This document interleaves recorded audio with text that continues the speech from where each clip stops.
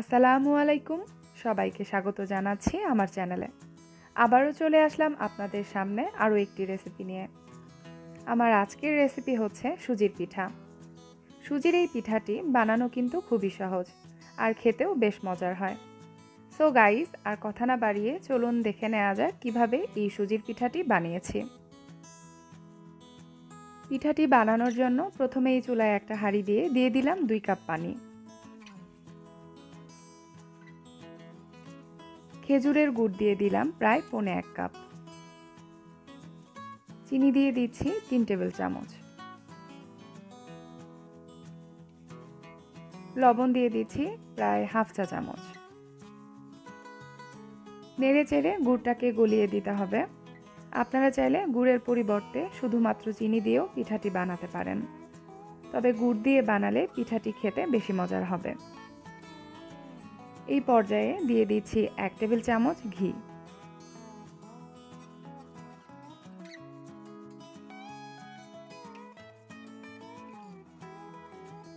পানিটার মধ্যে যখন পুরোপুরি বলক উঠে যাবে, ওই পর্যায়ে চুলাটা একদম লো ফ্লেমে করে এর মধ্যে দিয়ে দিচ্ছি 1 কাপ সুজি।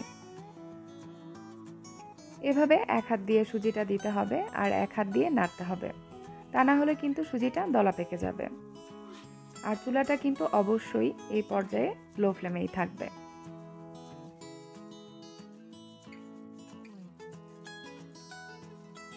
সবটুকু সুজি দেওয়া হয়ে গেলে চুলাটা মিডিয়াম টু লো ফ্লেমে করে দিব আর এভাবে অনবরত নেড়ে চেড়ে সুজির একটা ডো বানিয়ে নিব।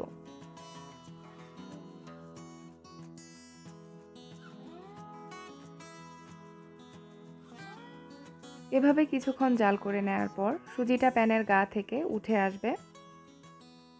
এই পর্যায়ে চুলাটা বন্ধ করে দিয়ে এটা ঢেকে রেখে দিব 5 মিনিটের জন্য।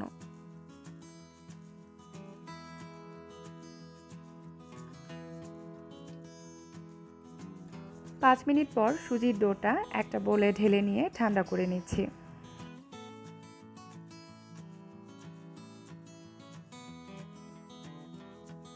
সুজির এই ডোটা ঠান্ডা হওয়ার পর এর মধ্যে দিয়ে দিচ্ছি 1/4 কাপ কোরানো নারকেল।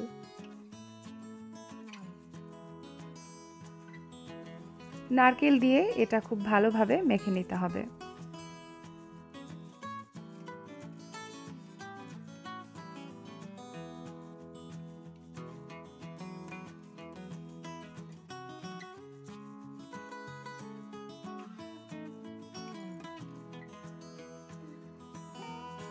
এটা মাখানোর সুবিধার্থে হাতে একটু ঘি মেখে নিলাম।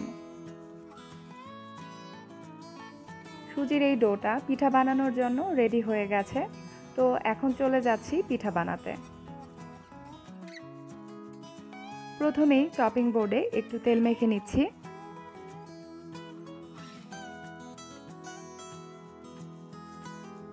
যতটুকু সুজির ডো বানিয়েছিলাম তার থেকে অর্ধেকটা নিয়ে একটু মোটা করে রুটি বানিয়ে নিব। রুটিটা কিন্তু কোনোভাবেই পাতলা করে বানানো যাবে না, অবশ্যই রুটিটা মোটা করেই বানাতে হবে।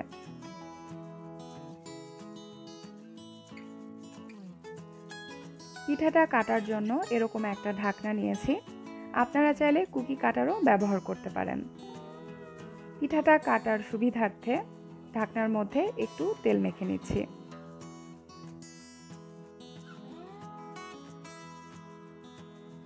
তো এভাবে ঢাকনার সাহায্যে পিঠাগুলো আমি বানিয়ে নিচ্ছি।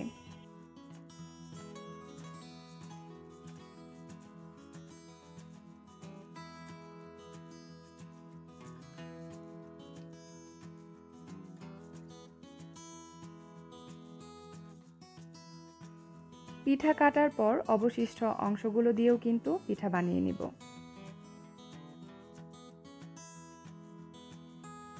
সুজির এই পিঠাটা এরকম একটু মোটা করেই বানাতে হবে।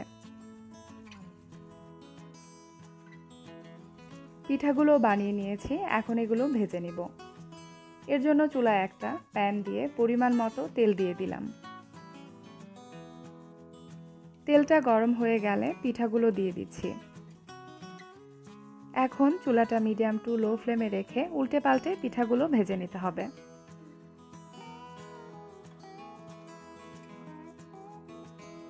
এই পিঠাগুলো ভাজা হয়ে গেছে, এগুলো এখন তুলে নিচ্ছি। সো গাইস, আমার রেসিপিগুলো ভালো লেগে থাকলে আমার চ্যানেলটিকে সাবস্ক্রাইব করুন, সেই সাথে লাইক কমেন্ট করুন এবং চাইলে আমার ভিডিওগুলো শেয়ারও করতে পারেন আপনাদের ফ্রেন্ডস অ্যান্ড ফ্যামিলির সাথে। আজ এই পর্যন্তই, আবারও দেখা হচ্ছে পরবর্তী ভিডিওতে। সে পর্যন্ত সবাই সুস্থ থাকুন, ভালো থাকুন আর নিরাপদে থাকুন।